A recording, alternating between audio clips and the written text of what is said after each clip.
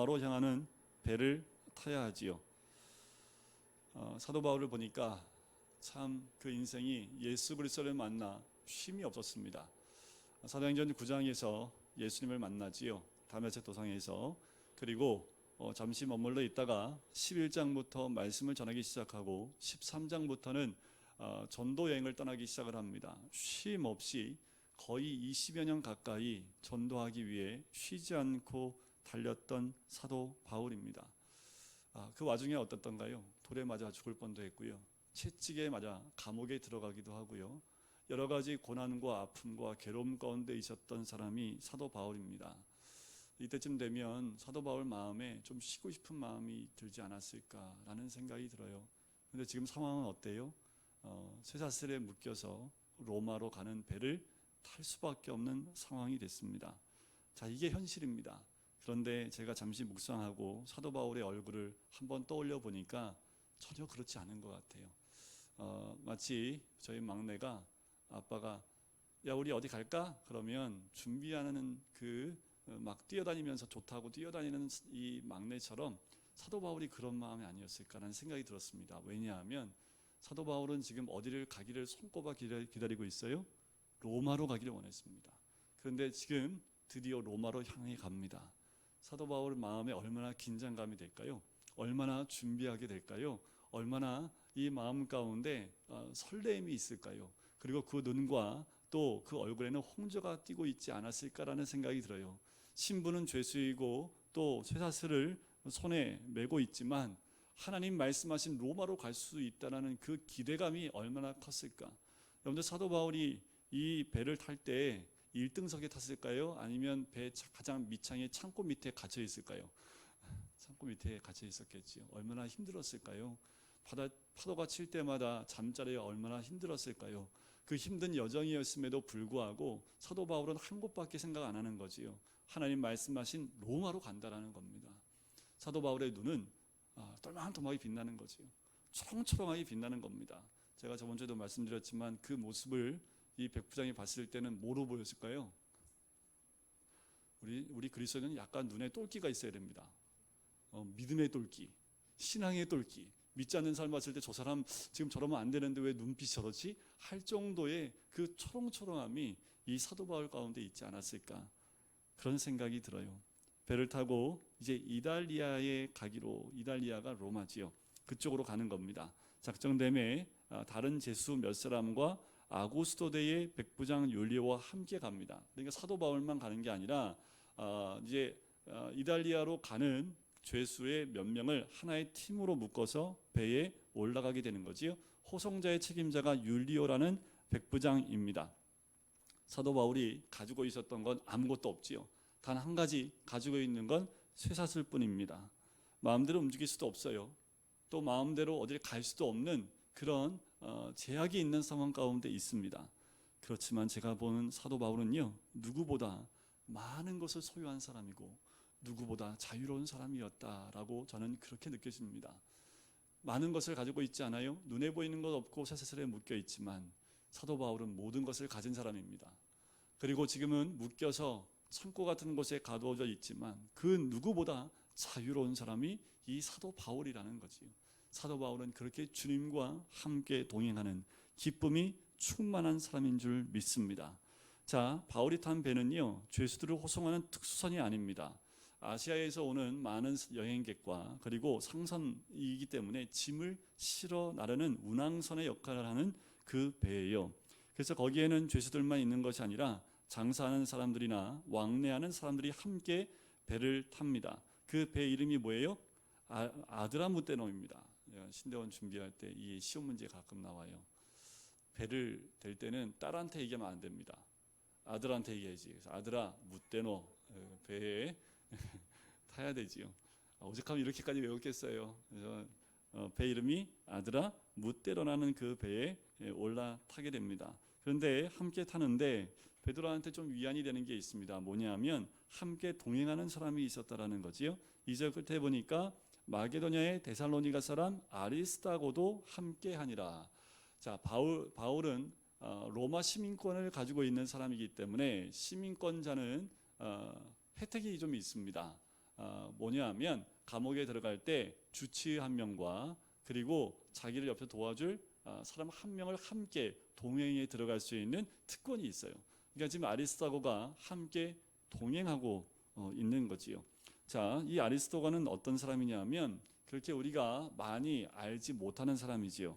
사도행전 19장 29절에 보면 에베소 도시에 큰 소동이 일어났을 때 사도 바울 대신 붙잡혔던 두 사람 중에 한 사람입니다. 그러니까 이 아리스토고는요, 사도 바울이 전도할 때 아마도 함께 다녔던 사람이었지 않았을까. 사도행전 20장에 보면 사도 바울이 이 드로아로 가려고 하는데 드로아로 가기 전에 이 아리스토고를 먼저 보내는 그 사람이 이 아리스토고입니다. 이 아리스토고가 바울과 함께 타는 거지요. 여러분들 힘들고 어려운 길에 마음을 나눌 수 있는 한 사람이 함께 있다면 어떨까요? 그게 그렇게 힘들진 않을 겁니다. 여러분들 인생길에 힘들고 어렵지만 믿음의 동지와 또 믿음의 삶을 나눌 수 있는 그 사람이 주변에 한 명이라도 있다면 그 믿음의 길이 그렇게 힘들지 않겠지요. 제일 좋은 건 믿음의 이런 아리스토고 같은 사람이 남편과 아내여야 되고 자식이 그와 같아야 되고 또 가장 가까운 사람이 그와 같은 역할을 한다면 힘들고 어려울 때 많은 위안이 되지 않을까요? 3절을 보실까요? 이튿날 시돈의 대니 율리오가 바울을 친절히 대하여 친구들에게 가서 대접받기를 허락합니다. 자, 이 배를 타고 움직이는데요. 설명이 좀 필요한데 저는 머릿속에 지도가 떠오르는데 여러분들 지도가 잘 안 떠오를 거예요. 지중해 한번 가보셨어요? 지중해? 어떡하나. 여러분들 그 이스라엘이 있는 그곳이 동쪽이고요. 로마는 이탈리아는요. 지중해를 통과해서 서쪽으로 가야지만 갈 수 있습니다. 그 중간에 두 섬이 있어요. 한 섬이 구브로라는 지금 키프로스라는 섬이 있고요. 왼쪽으로 또 좀 더 가면 그레데라는 섬이 오늘 본문에 나오는 그레데라는 섬이 큰 섬이 하나 더 있습니다. 자, 지금 배를 타고 이동하는 이 시기가요 겨울입니다.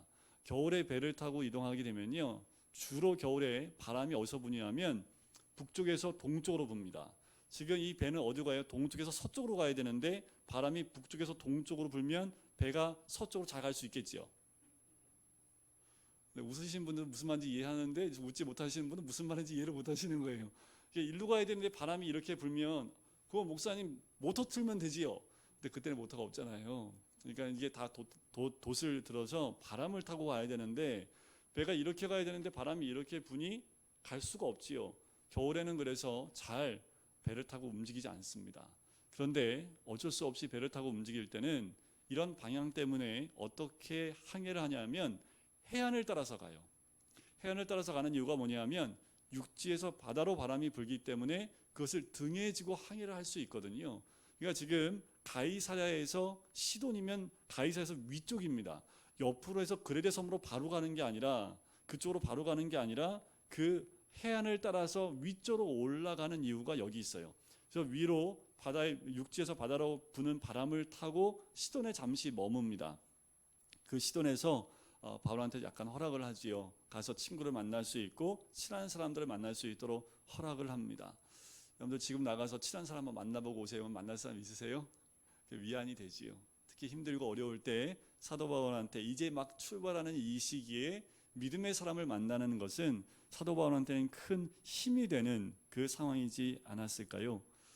이 여행이 쉽지 않다는 것을 사도 바울은 이미 알고 있고 또 배에 탄 사람들도 짐작할 수밖에 없는 그 겨울입니다. 왜냐하면 여행하기에 썩 좋지 않는 기간이기 때문에 그렇지요. 4절을 한번 보세요. 또 거기서 우리가 떠나가다가 맞바람을 피하여 구브로 해안을 의지하고 항해한다고 나오지요. 구브로와 그 육지 터키의 중간에 그 사이를 통과하여 간다라는 그 말입니다. 길리기아와 밤빌리아 바다를 건너 루기아의 무라시에 이르러 뭐 도대체 무슨 말인지 하나도 모르시겠지요? 저도 잘 몰라요. 같이 모르지만 제가 좀 더 아니까 이게 지금 터키 땅에 밑에 지중해에 있는 그 해안가에 있는 도시들을 의미합니다. 특별히 무라시라는 곳에 머무르게 돼요. 거기서 머무르면서 거기서 백부장이 이 이달리아로 가는 알렉산드리아라는 더 큰 배에 갈아타게 됩니다. 옮겨 타게 돼요. 자, 무라라는 곳에서 배를 바꿔 탑니다. 자, 그렇게 바깥하고 가는데 배가 더디 가 여러 날 만에 7절에 보니까 니도 맞은편에 간신히 이릅니다. 왜요? 풍세가 허락하지 않아요. 그래서 살몬의 앞을 지나 그레데 해안을 바람막이로 항해하여, 설명을 좀 더 드려야겠습니다. 보세요. 이게 이제 육지면 이게 그레데예요. 그러면 무라시에서 니도로 갔다가 지금 옆으로 가지 못하고요, 이쪽으로 내려옵니다. 그래서 이 그레데라는 섬이 길게 있는데 요 밑으로 해서 그레데를 끼고 가는 거예요. 그렇지 않으면 옆으로 통해서 배가 갈 수 없기 때문에 지금 배가 육지 해안을 따라서 이렇게 가다가 쭉 밀려서 내려와서 지금 그레데라는 섬 밑에를 통해서 들어가는 곳, 여기 미양이라는 곳에 이 배가 머무르게 되는 것, 그것이 8절에 간신히 연안을 지나 미양이라는 곳에 이르러 라세아시에서 가까운 그곳에 머물게 된다라는 거죠. 그래서 특별히 간신이라는 말이 나오는 것이 그 의미예요. 바람에 의해서 가기가 너무 힘들다라는 그 의미죠. 바울이 어떤 사람입니까? 고린도서 11장에 보면 참 고난을 많이 겪었습니다. 특별히 강과 바다의 위험도 겪었던 사람이에요. 파선을 몇 번 했을까요? 3번이나 했습니다. 그러니까 바다의 경험이 많았던 사도 바울입니다. 그래서 굉장히 지금 상황이 안 좋아지고 있다는 그 느낌을 받고요. 9절에 보니까 여러 날이 걸려 금식하는 절기가 이미 지났으므로 항해하기가 위태한지라. 그래서 바울이 권면하는 것이 10절에 나옵니다. 여러분이여, 내가 보니 이번 항해가 하물과 배만 아니라 우리 생명에도 타격과 많은 손해를 끼치리라, 이렇게 얘기를 하지요. 사도 바울 통찰력이 있는 사람입니다. 그리고 기도하는 하나님의 사람이지요. 기도해 보니까, 금식을 기도해 보니까 이번 항해가 정말 쉽지 않겠다라는 그런 느낌이 오고, 또 여러 가지 징조가 좋지 않아서 의견을 낸 것이 9절, 10절 말씀이지요. 뭐라고 얘기합니까? 잘못하면 배뿐만 아니라 우리 하물과 그리고 생명까지 큰 위험이 있을 것이다 라고 의견을 얘기합니다. 여러분들 이렇게 생각해 보세요. 우리가 지금 사도 바울 말 들으면 여러분들 듣겠어요, 안 듣겠어요? 당연히 듣지요. 사도 바울이 누군데. 근데 백부장이 들을까요, 안 들을까요? 안 듣지요. 죄수 말을 왜 들어요? 들을 필요가 없지요. 그러니까 지금 백부장이 무시해 버립니다. 근데 바울의 말에 의하면 보면 예언적인 성격도 좀 그 안에 묻어나 있는 것을 보게 돼요. 이 말을 듣고 이제 완전히 무시해 버리고, 이제 11절에 보면 백부장이 누구 말을 더 믿어요? 선장과 선주의 말을 바울의 말보다 더 믿더라. 당연한 거 아닙니까? 이 길을 몇 번을 왔다 갔다 했는데 선장과 선주는 전문가 아닙니까? 그러니까 이들의 말을 더 믿을 수밖에 없는 거지요. 여러분들 어떠세요? 우리도 마찬가지 아닙니까?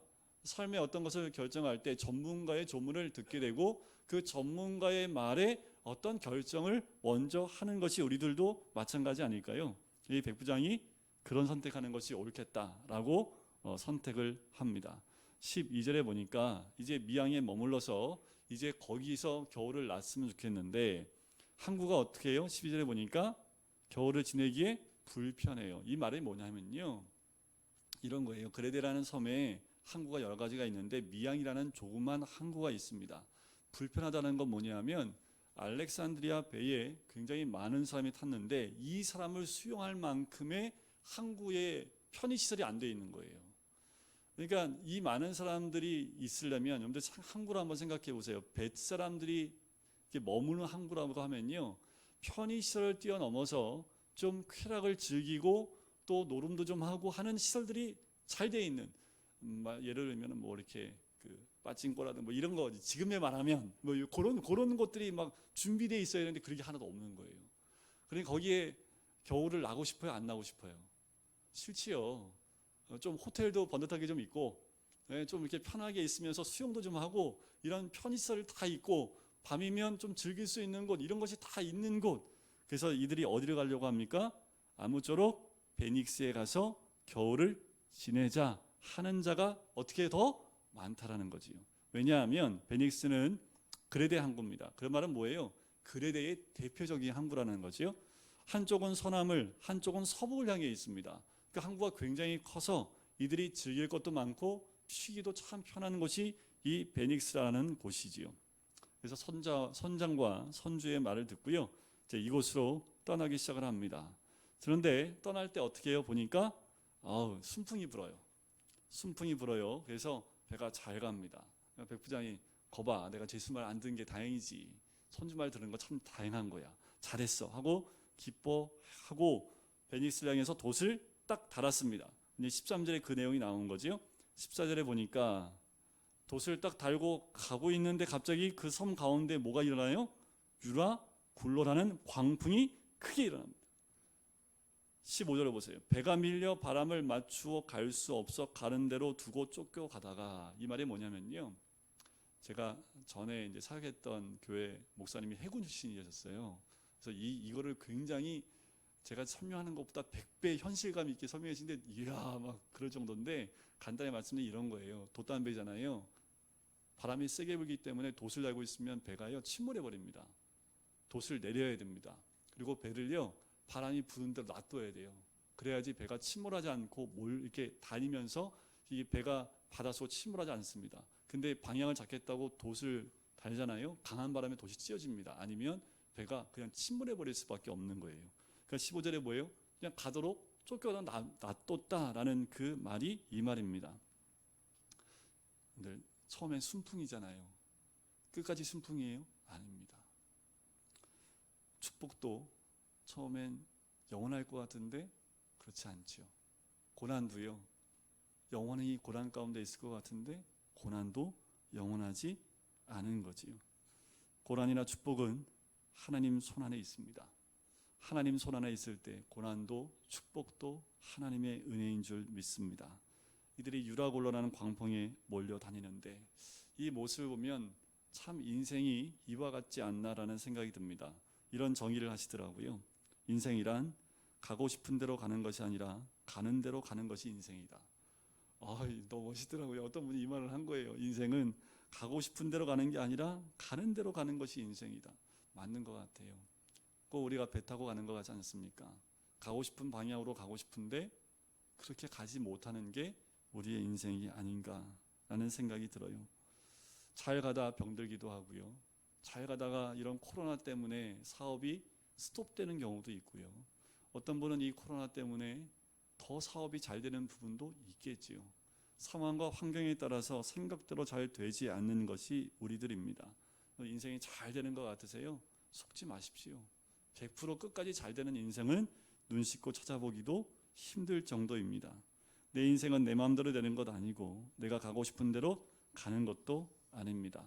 어쩌면 이 배와 같은 모습이 우리의 모습 아닐까요? 여기서 우리가 몇 가지 주님이 주시는 그 은혜를 나누고자 합니다. 첫 번째는 하나님의 사람의 충고를 들어야 된다라는 거지요. 일단 이 백부장이 어쩔 수 없지요. 하나님의 사람을 볼 수 있는 그 눈이 없기 때문에 당연히 전문가의 말을 들을 수밖에 없었던 거예요. 여러분, 하나님의 사람을 볼 수 있는 눈이 있으셔야 합니다. 그리고 하나님의 사람의 말에 귀를 기울일 수 있는 귀가 있어야 된다라는 거예요. 생각해 보세요. 지금 이 코로나 바이러스에 대해서 전문가들이 얼마나 많습니까? 그 사람들 말 들었으니까 코로나가 곧 끝나야 되지 않을까요? 그런데 그 말 들었는데 코로나가 끝나요? 아니면 아직도 안 끝났어요? 전문가의 말이 다 100% 맞지 않는다라는 겁니다. 하나님의 사람은 하나님의 사람을 발견하는 눈이 있어야 되고요. 믿음의 사람은 믿음의 사람을 알아봐야 합니다. 일반적인 충고로 갈 수만 있다고 한다면 모든 것이 잘 돼야 되겠지요. 우리나라 경제도 잘 돼야 되겠지요. 우리나라의 모든 것들이 전문가의 말대로 다 잘 돼야 되지만 꼭 그렇지만은 않는다라는 겁니다. 여러분 어떠십니까? 우리가 중요한 결정을 할 때 누구의 충고를 주로 많이 들으시고 의논을 하십니까? 이런 말은 아니에요. 목사나 선교사이기 때문에 다르다는 말은 그 말은 아닙니다. 믿음의 사람을 보는 눈이 있어야지요. 하나님의 사람에게 또 많은 이야기를 함께 나누면서 주님의 뜻이 어디 있는지를 분별할 것이 필요하다라는 거예요. 귀를 기울여야 할 사실이 뭐냐면 하나님의 사람이 하는 충고 정말 중요하기 때문에 그렇습니다. 그것은 영적 분별력이 있기 때문에 그래요. 목사나 선교사나 정치, 교육, 사회, 경제에 대해서 얼마나 알고 있겠습니까? 잘 몰라요. 하지만 중요한 것은 영적 분별에 그 관심을 가지고 있다라는 거예요. 영적 분별은 무엇을 의미합니까? 하나님과의 관계요, 믿음의 선택을 의미하는 거지요. 여러분들 이런 거지요. 결혼할 때 여러분들 어떻게 결혼하십니까?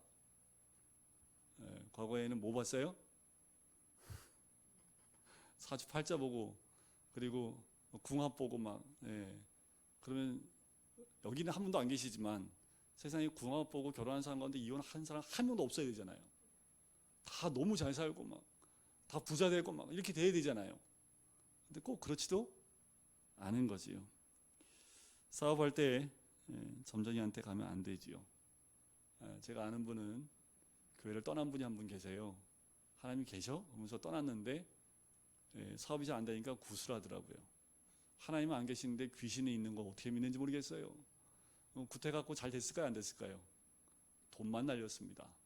그것도 뭐 1, 20만 원도 아니더라고요. 몇백이더라고요. 돈만 홀딱 날리고 결국 망한 거지요. 세상에서 다 이러는 거예요. 여러분 어디에 귀를 열고 있느냐가 참 중요합니다. 하나님 사람과 의논할 수 없어요. 주변에 없는 것 같아요. 그럼 방법 하나 알려드릴게요. 새벽을 1년만 깨워서 기도해 보십시오. 하나님 음성 들을 수 있습니다. 그냥 속았다 치고 목사한테 속았다 치고 1년만 새벽 기도 때 간절히 기도해 보십시오. 정확하게 1년 지난 다음에 하나님 분명히 길을 알려주실 겁니다. 제가 이렇게 장담할 수 있는 건 이렇게 얘기도 안 하시니까. 그런데 아무리 미련한 사람이라도요, 하나님이 다 알려주십니다. 1년 동안 하나님께 새벽마다 울부짖고 기도하면 하나님의 인도하심이 분명히 있다라는 거지요. 두 번째 이 말씀 속에 깨닫는 것은 순풍에 속았다라는 겁니다. 좀 전에도 말씀을 드렸지만 한 번 순풍은 영원한 순풍인 줄 알고 갔다가 속았다라는 거지요. 여러분들 이거에 속으시면 안 돼요. 지금 잘 되는 것 같아요. 속으시면 안 됩니다. 그런데 그것이 잘 되나 못 되나 그것이 중요한 것이 아니라요. 그것이 하나님 뜻에 합당한지 아닌지가 여러분들 더 중요하다라는 겁니다. 모든 일이 잘 되어 간다 할지라도 그것이 하나님이 안 좋아하시면 어떻게 돼요? 스톱해야 됩니다. 목사님 그 손해가 얼마나 큰데. 괜찮습니다. 이게 하나님 기뻐하지 않아요? 멈춰 서야 됩니다. 그분의 뜻이 아니에요? 성경적이지 않습니까? 멈춰 서야 됩니다. 손해가 된다 할지라도 멈춰 서시는 것이 나아요.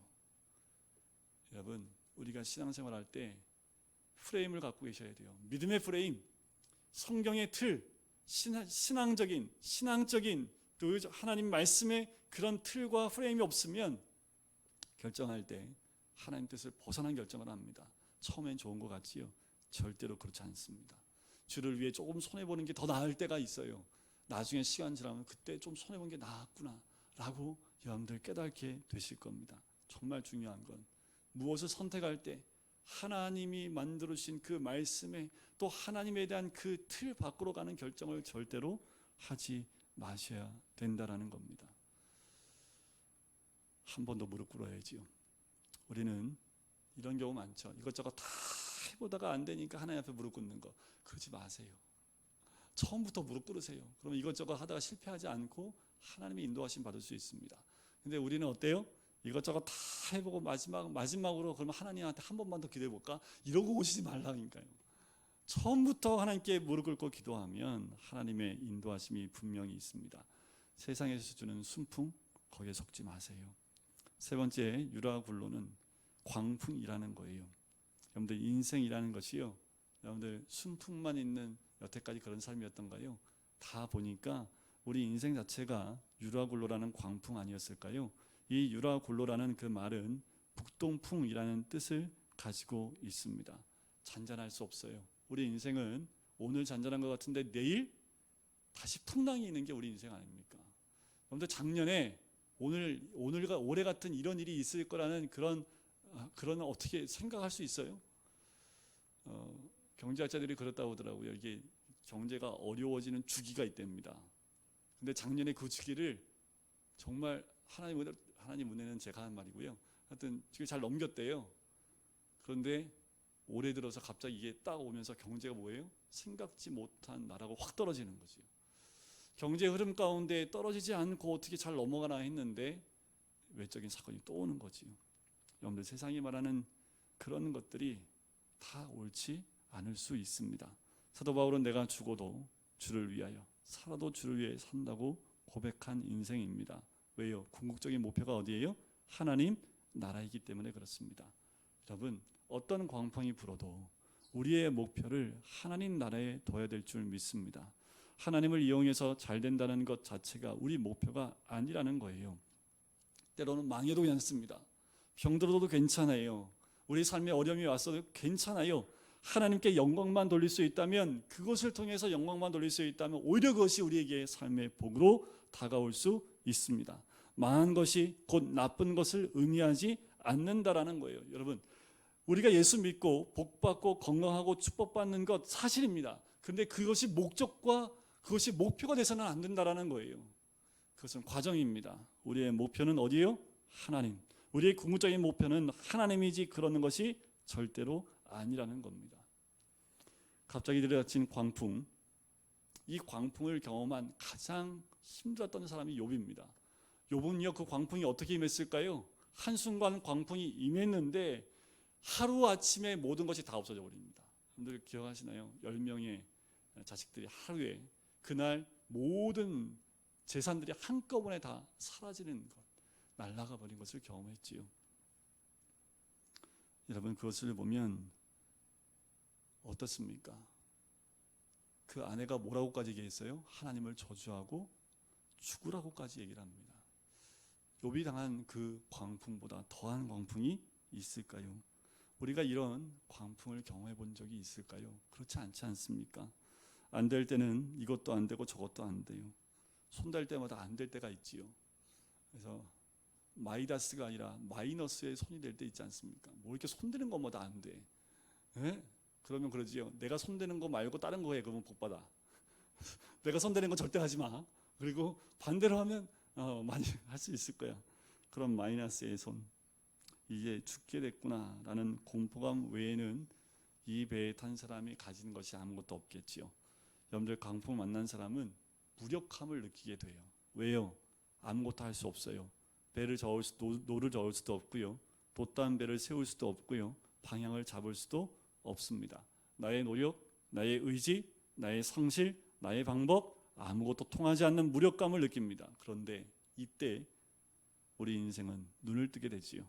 내가 할 수 없을 때 그때 눈을 뜹니다. 그때부터 주님의 은혜를 구하게 되고 하나님을 만나게 된다라는 겁니다. 유라굴로 강풍을 만난 사람, 내가 무력하다는 사실을 깨닫게 되지요. 내 노력이 소용이 없구나라는 것을 깨닫게 되는 겁니다. 하지만 중요한 것은 그 가운데 하나님을 만나고 하나님의 큰 은혜를 누리게 된다라는 거지요. 16절과 17절에 보면 이렇게 나옵니다. 가우다라는 작은 섬 아래로 지나 간신히 거루를 잡아 끌어올리고 줄을 가지고 선체를 둘러 감고 스르디스에 걸릴까 두려워하여 연장을 내리고 그냥 쫓겨가다. 이게 또 무슨 말이에요? 잘 모르시겠죠. 이런 거예요. 배가 있는데 배가 침몰할 것 같으니까 배들은 배가 침몰하면 구조선 같은 조그만 배들이 있습니다. 그걸 달고 다니는데 그걸 내려서요 선체에 묶어버리는 거예요. 더 튼튼하게 이게 침몰하지 않도록 그게 묶는데, 지금 가우다라는 섬을 지나지요. 근데 섬을 지나면 섬을 지날 때 이 해저가 어떻게 될까요? 점점 올라오겠지요. 배는 어떻게 해요? 배는 어느 정도 무게가 있으니까 일정한 높이로 깊이로 이렇게 내려가는데 이게 낮아지는 것이 점점 올라오니까 어떻게 해요? 이게 부딪힐 수 있겠지요. 이게 스르디스입니다. 그게 뭐냐면 모래톱이에요. 여기에 배가 걸리면 배가 깨지고 침몰한다라는 그 의미입니다. 그럼 어떻게 해야 될까요? 지금 배가 섬에 가까이 가고 있어요. 생각해 보세요. 우리가 상처 생각해 봐도 배가 지금 가다가 모래톱에 탁 걸려서 깨질 수 있습니다. 그러면 배를 어떻게 해야 돼요? 그죠? 가볍게 해야 되잖아요. 가볍게 하려면 어떻게 해야 돼요? 다 버려야지요. 광풍을 만나면 여러분들 뭐부터 버리실까요? 18절과 19절 보세요. 짐을 바다에 던지지요. 사흘째 되는 날에 배의 기구를 그들의 손으로 내버리게 됩니다. 제일 먼저 버리는 게 뭐예요? 뭐부터 버리실까요? 여러분들 뭐부터 버리시겠어요? 생각해 뭐부터 버리시겠어요? 지금 여기 있는 사람들은 뭐부터 버렸어요? 제가 가장 아끼는 거, 지금 여태까지 내가 20년 동안 벌었던 거, 그거를 지금 짐으로 싸가지고 가고 있는데 제일 먼저 뭐부터 버려요? 짐부터 버려요. 광풍을 만나면요 이렇게 짐을 버리는 거예요. 또 뭘 버려요? 배의 기구를 그들의 손으로 버린다는 건 뭐예요? 배를 조절할 수 있는, 배를 또 뭔가를 어떻게 자기들이 할 수 있는 그 도구들을 다 버려버리는 거예요. 소중하다 생각하는 것 다 버려버리고 자기가 할 수 있는 모든 수단과 방법을 다 버려버리게 되는 거지요. 이때 배가 떠서 침몰하지 않고 가는 거지요. 여러분들, 인생의 광풍은요, 다 버리게 하는 거예요. 다 비우는 거지요. 사도 바울은 지금 가장 부유한 사람, 또 가장 어떤 사람, 기쁜 사람이었던 이유가 뭐예요? 주님 한 분만 모시기 때문에 그렇죠. 결국 그리스도의 소유만이 우리를 행복하게 이끈다라는 겁니다. 여러분, 결국 이 유라굴로는 우리를 절망 가운데 이끕니다. 20절 볼까요? 여러 날 동안 해도 별도 보이지 아니하고 그 풍랑이 그대로 있음에 구원의 여망마저 없어졌더라. 제가 금요일날 제가 대학생 때 캐나다 갔던 이야기를 잠깐 해드렸는데, 근데 캐나다 밴쿠버는 겨울에 가면 절대 안 됩니다. 그냥 제 말 믿으세요. 겨울에 가면 절대로 안 돼요. 겨울에 가면 다 우울증 걸립니다. 제가 겨울에 갔잖아요. 12월 달에 갔는데 딱 갔는데 해가 몇 시에 지는지 아세요? 오후 4시 반에 해가 져요. 해가 언제 뜨는지 아세요? 아침 9시 반에 해가 떠요. 낮에는요, 계속 비만 와요. 해가 안 떠요. 계속 구름에 비만 내려요. 그래도 저는 주를 믿었기 때문에 우울증이 안 걸렸지만, 많은 유학생들이 그 겨울에요, 우울증 걸리니까 바로 집으로 가더라고요. 근데 제가 여름도 경험했거든요. 여름 요 시기에 가면 어떤지 아세요? 해가 언제 지냐면 밤 10시에 해가 져요. 해가 몇 시에 뜰까요? 새벽 4시 반에 해가 떠요. 하루 왼종일 밝아요. 그래서 애들을 보니까 3시에 학교 끝나는데 10시까지 놀아요. 몇 시간을 놀아요? 6시간을 놀더래요. 6시간을 밖에 나가서. 야, 얘들은 공부도 하고 노는데 해가 중천에 떠 있으니까요. 그래서 여러분들, 캐나다 밴쿠버는 언제 간다? 근데 생각해 보세요. 여기는요, 지금 밤도 낮도 없습니다. 온통 어두움, 휘몰아치는 바람과 풍랑과 빛이 하나도 없는 그 시간을 며칠째를 지금 지나고 있는 거지요. 이러면 사람이 어떻게 돼요? 희망도 없고 끈도 없고 절망 가운데 갇혀버리게 된다는 거지요. 여러분들, 삶의 절망 가운데 계신 분들이 다 이와 같아요. 그 절망 가운데 있는 분 계십니까? 모든 것을 다 잃어버리고 모든 노력과 의지가 다 숲으로 돌아갔을 때, 여러분, 이때 정말 하나님을 향한 눈을 뜨시기를 주의 이름으로 간절히 축원드립니다. 하나님, 나 여기 있습니다. 나 손끝 하나 움직일 수 없이 무력한 자입니다. 이 고백을 할 때 그때야 구원의 시작이 되는 거지요. 여러분, 우리 인생이 유라굴로와 같은 광풍 아닙니까? 아니요, 이 민족이 지금 그와 같은 광풍 가운데 있지 않습니까? 여기서 우리가 해야 될 역할이 있습니다. 하나님을 믿는 자로, 하나님의 사람으로 배가 방향을 상실하고 몰려갈 때 그때에도 방향을 잃어버리지 않도록 우리가 하나님의 사람으로 중심을 잡아야 될 그 역할이 그리스도인들의 역할입니다. 우리가 우리 개인의 인생뿐만 아니라 이 민족의 배도 방향을 상실하지 않도록 우리가 더욱 믿음 가운데 있어야 될 때가 이때가 아닌가라는 생각입니다. 우리 모두가 사도 바울처럼 하나님의 사람이 될 뿐만 아니라 주님 안에서 온전한 하나님 한 분만으로 만족하고 주변에 있는 모든 사람들도 주님 품으로 인도할 수 있는 하나님의 사람. 결국 다음 주에 보게 될 말씀이에요. 그 사도 바울이 하나님의 음성을 듣습니다. 이 배에 한 생명도 죽지 않을 것이다. 사도 바울이 모든 사람 모아놓고 얘기합니다. 당신들은 단 한 생명도 잃어버리지 않을 것입니다. 우리 모두가 그런 고백이 있는 하나님의 사람이 되야 될 줄 믿습니다.